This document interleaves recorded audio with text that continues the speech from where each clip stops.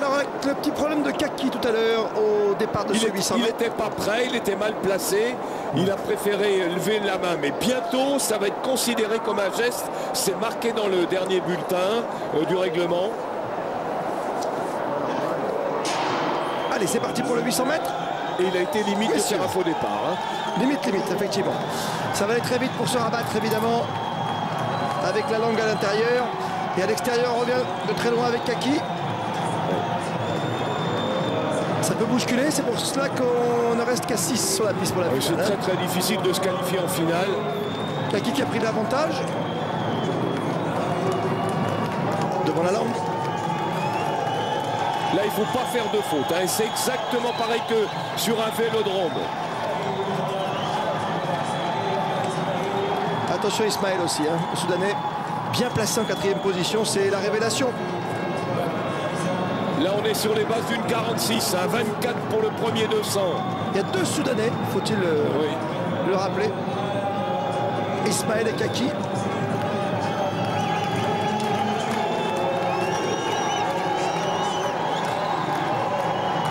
Gros rythme hein, pour l'instant. Oui. Mais derrière c'est dur hein, déjà.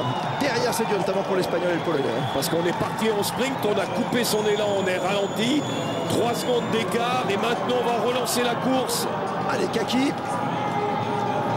Kaki seul en tête depuis l'instant.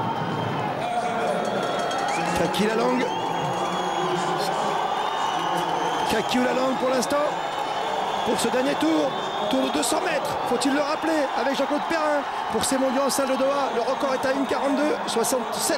Ce sera dur d'aller chercher, mais ça va très vite sur cette fin de parcours entre Kaki et la langue. Le Soudanais, l'Éthiopien, Kaki, la langue. Le Polonais très loin, il va rester 3e, c'est Kaki qui va l'emporter devant la langue. Kaki au train, devant la langue, et Sots qui termine en 3e place. Voilà pour cette belle après-midi de sport ici. Une course gagnée, on pourrait pas dire au train, mais menée de bout en bout, très intelligemment.